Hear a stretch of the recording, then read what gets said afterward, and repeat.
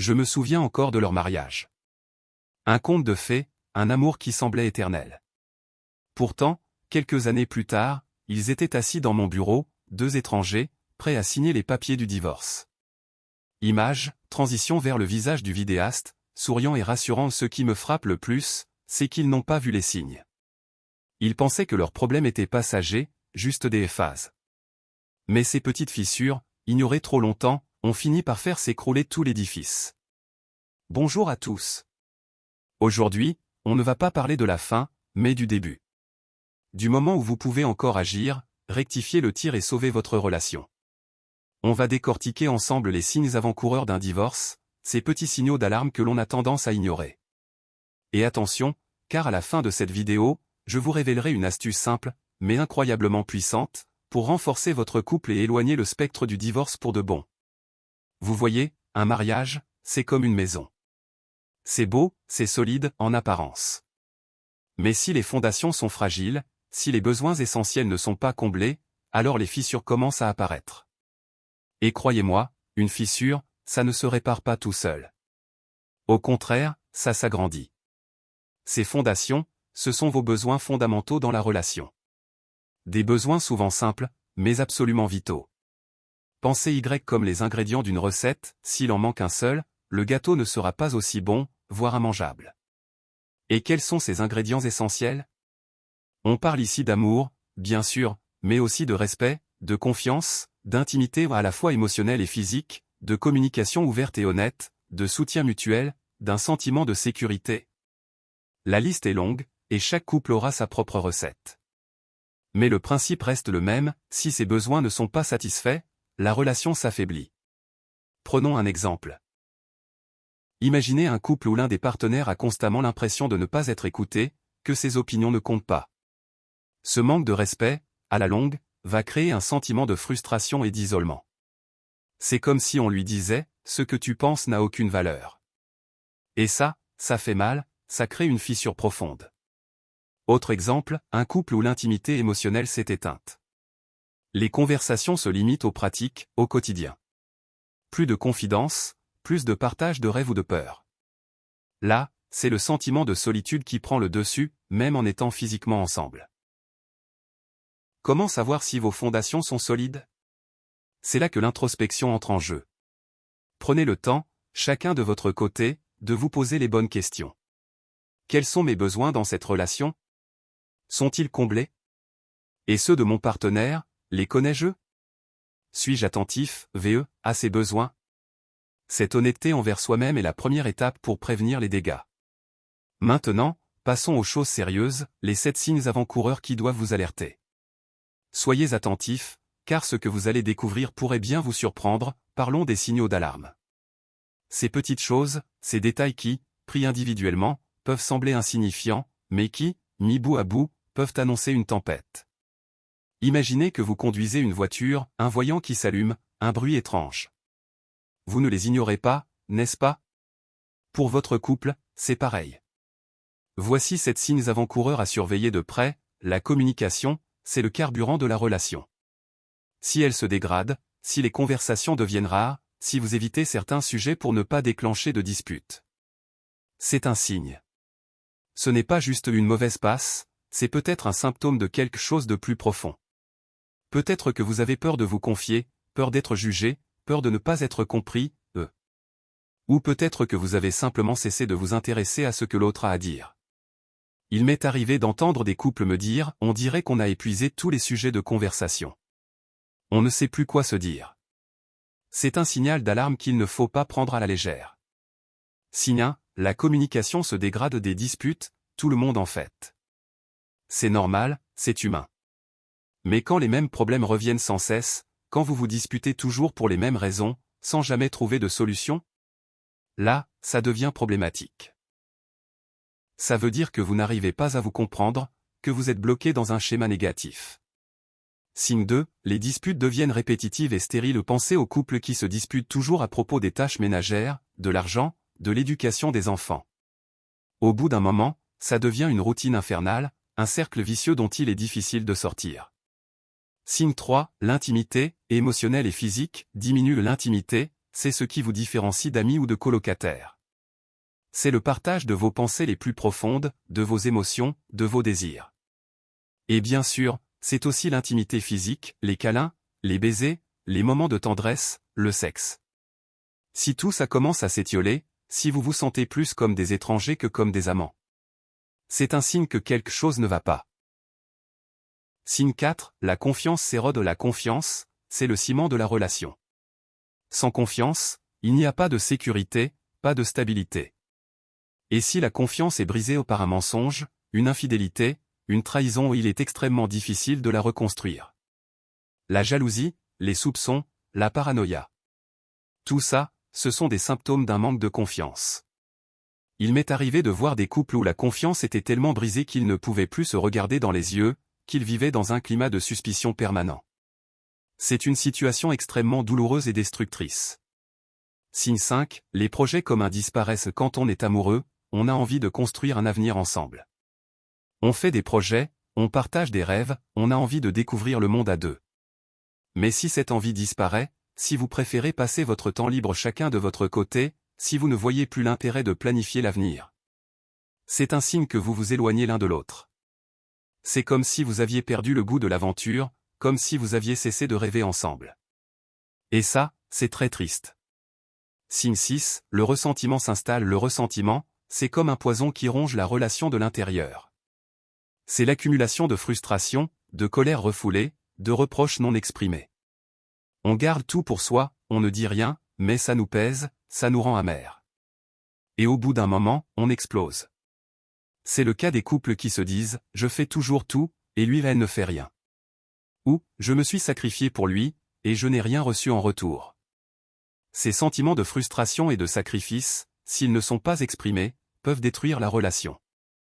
Signe 7, l'un des partenaires, ou les deux, se désinvestissent. C'est le signe le plus alarmant de tous. Quand l'un des partenaires ou les deux cesse de faire des efforts, quand il se désintéresse de l'autre, quand il ou elle n'a plus envie de se battre pour la relation. Là, on est vraiment sur le point de la rupture. C'est le cas des couples qui ne se parlent plus, qui ne se touchent plus, qui ne partagent plus rien. C'est comme s'ils avaient baissé les bras, comme s'ils avaient abandonné tout espoir. Alors, vous vous êtes reconnu dans certains de ces signes. Pas de panique. Ce n'est pas une condamnation. C'est juste une invitation à agir, à prendre les choses en main avant qu'il ne soit trop tard. En passant, si vous n'êtes pas encore abonné à la chaîne, qu'attendez-vous? Je vous vois, vous qui regardez la vidéo comme un espion en mode incognito, sans être abonné. Vous profitez des conseils, mais vous oubliez le petit geste qui fait plaisir. Maintenant, la question que vous vous posez sûrement, est-ce qu'il est trop tard? La réponse est presque toujours non. Tant qu'il y a de l'amour, de la volonté et de l'engagement, il est possible de surmonter les difficultés et de retrouver le bonheur. Mais attention, ça demande du travail, de l'honnêteté et surtout, l'envie de changer. Alors, comment transformer ces signaux d'alarme en opportunités de renouveau? Voici quelques pistes. La première chose à faire, c'est de rétablir la communication. Planifiez des moments de discussion réguliers, où vous pourrez vous parler en toute honnêteté, sans jugement, sans interruption. Essayez d'utiliser la communication non violente, exprimez vos sentiments, vos besoins, vos attentes, sans accuser l'autre. Et surtout, écoutez activement ce que votre partenaire a à vous dire. C'est peut-être le moment de redécouvrir l'autre. Fixez-vous un rendez-vous chaque semaine, dans un endroit neutre, où vous pourrez vous parler en toute tranquillité. Éteignez vos téléphones, oubliez les distractions, et concentrez-vous sur votre partenaire. Les disputes, ce n'est que la partie visible de l'iceberg. Ce qu'il faut faire, c'est plonger au fond de l'eau et identifier les causes profondes. Qu'est-ce qui se cache derrière ces disputes? Quels sont les besoins non satisfaits?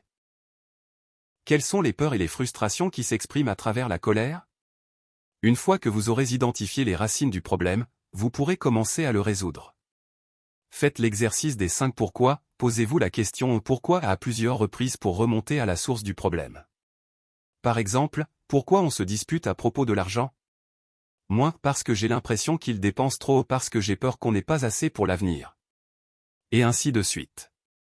L'intimité, ça se cultive. Ce n'est pas quelque chose qui se fait tout seul. Réservez du temps pour vous retrouver en tête-à-tête, sans enfants, sans travail, sans distraction. Faites des choses que vous aimez ensemble, un dîner romantique, un week-end en amoureux, une activité sportive, un cours de danse. Osez parler de vos désirs et de vos fantasmes, explorez de nouvelles choses ensemble. Et surtout, n'oubliez pas les petites attentions, un câlin, un baiser, un compliment, ça fait toujours plaisir. Planifiez une soirée par semaine dédiée à l'intimité. Éteignez vos téléphones, créez une ambiance romantique, et laissez-vous aller. Reconstruire la confiance, c'est un processus long et difficile, mais c'est possible. La première chose à faire, c'est de reconnaître sa responsabilité et de s'excuser sincèrement. Ensuite, il faut être honnête et transparent, répondre aux questions de son partenaire, montrer qu'on est prêt à faire des efforts pour changer. Et surtout, il faut être patient et persévérant.